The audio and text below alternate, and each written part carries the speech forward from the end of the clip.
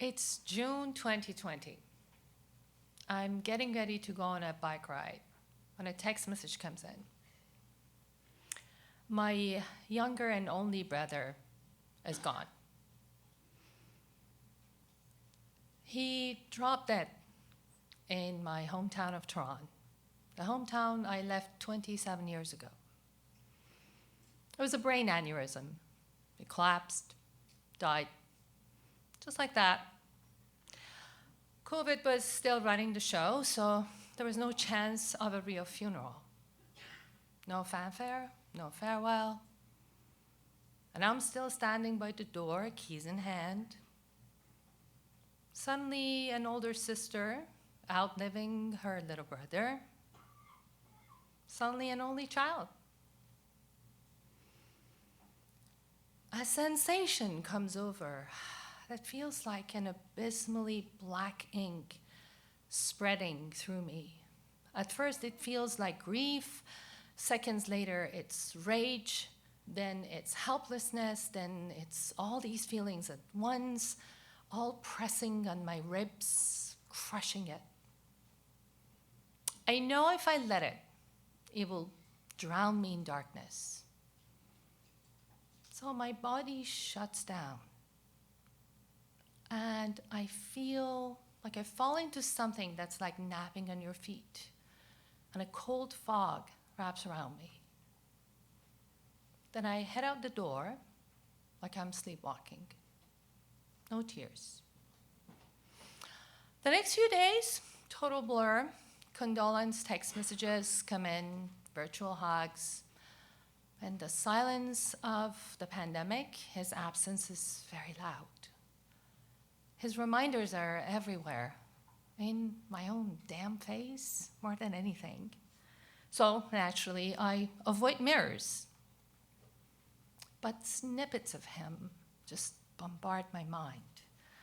He is a child demanding that we play the games that I had invented for the two of us. His awful handwriting. His hands. I can't remember his hands. The black ink starts to spread again and I panic. He's dead, he's dead, he's dead, he's dead, he's dead. But then I remember he had Mom's hands. So that's how I almost cracked under the weight of a trapped, shape-shifting grief that was begging to be released somewhere safe. So I took it to the cemetery. Did I have anyone there? No, not to the best of my knowledge. But let me tell you, it felt like I was expected. The silent crowd wasn't so silent. They were like towering personalities and average Joes, all squashed into a name, a couple of dates, stuff about God and angels, one-liners like loving father, best husband, stubborn man. But the names, though, names like Rispa Pynchon, Ethel Middleditch, Moonbeam, Reaper, Hiccups, Gottfried Worms, Good Enough.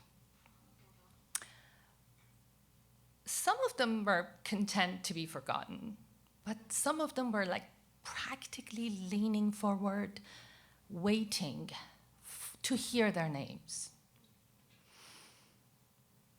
My curiosity was their chance at reclaiming their pound of flesh to be remembered, to relive the story that was lived between those two dates. So I was their captive audience, and the performances began. The grave would lure me in with something that felt like a tug on the elbow or the stare of an old portrait.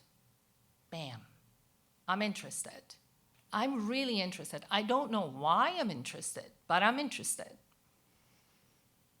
And down the rabbit hole of Google searches and archives I go, sometimes for months, in some cases for years.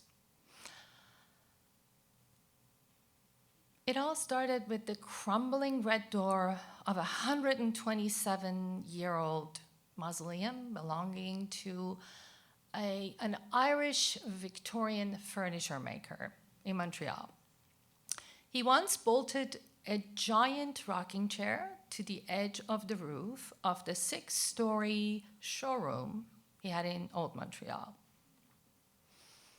Owen McGarvey died in 1897.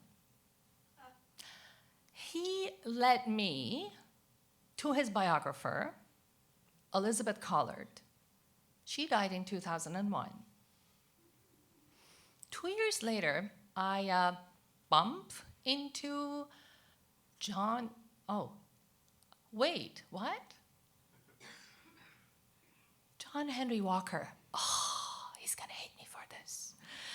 John Henry Walker, his illustration was in the biography. He illustrated the McGarvey showroom, and it was in the biography that Elizabeth Collard wrote on Owen McGarvey. Paul André, an unknown artist, he has the humblest, loneliest grave. After the pandemic, at Musée des Beaux-Arts' biggest retrospective post-pandemic show, his painting shows up right in front of me. I'm telling you, I could hear all of them like giggling and high-fiving each other as I was like collecting the breadcrumbs. They were all in on the prank. I have a few Titanic passengers, actually. Quick Baxter was a gorgeous hockey player. He smuggled his fiancée onto the ship, a Belgian burlesque dancer. She survived. He didn't. Some say there was not enough room on the door. And of course, from across the ocean and the river Styx, I should attract yet another gay man into my life. Joseph Finney. He has a very interesting taste in music, but that's another story for another time. So I was the unwitting pawn in a game of treasure hunt, connecting the dots across generations, borders, timelines. Much like a game a prankster brother would invent for a sister to distract her from sadness and self-loathing. Meanwhile, my network of graves is growing too fast for me to keep up. So I create sort of a Tinder for the dead kind of thing. So I take the headstone shots and pin locations on a Google map, and soon a dense cloud of pink hearts marks the location of my ghostly crushes. I even find a monument shaped like a dick. It doesn't look like a dick. It is a dick. Harry Cutmore is 500 meters away. Oh, wait, he's buried with his wife. Fast forward to April of 2024. I go to Confabulation storytelling show. A friend invites me. She's telling a story about a Persian potato salad. We both grew up on it. We both love it. But she's not the only one talking about Persian food. There is another storyteller who doesn't strike me as Iranian, but she talks about Persian food made by a mysterious, beautiful, cultured woman who I think was her mother. At the end of the show, we're all at the bar, mingling. My friend starts a conversation with the storyteller. And she casually mentions her maiden name, a headstone flashes in my head. Pepina Nunu died in 1997. Do you happen to know Pepina Nunu? The following moment lasted for an eternity, and it was as short as a blink. I don't remember.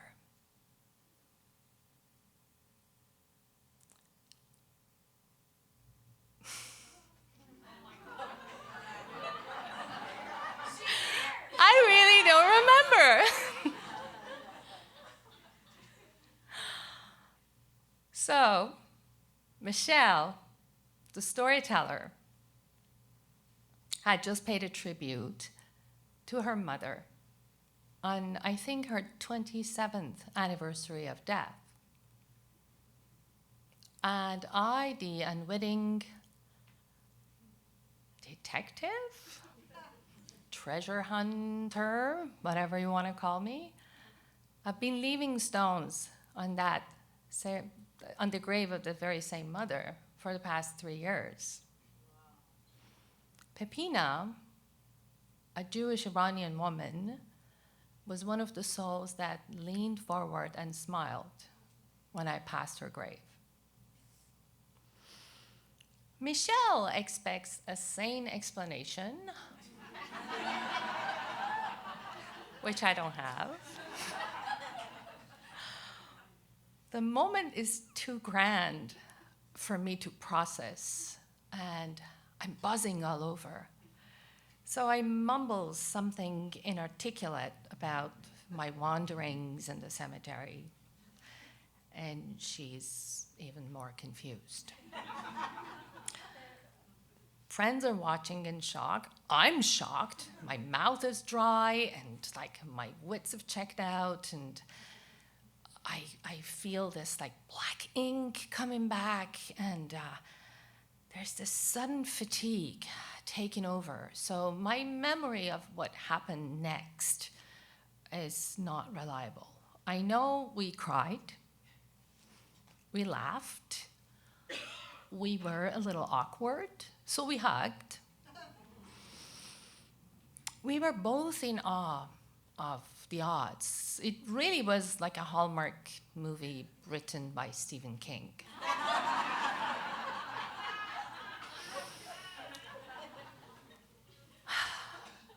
The next day, I paid a visit to Pepina.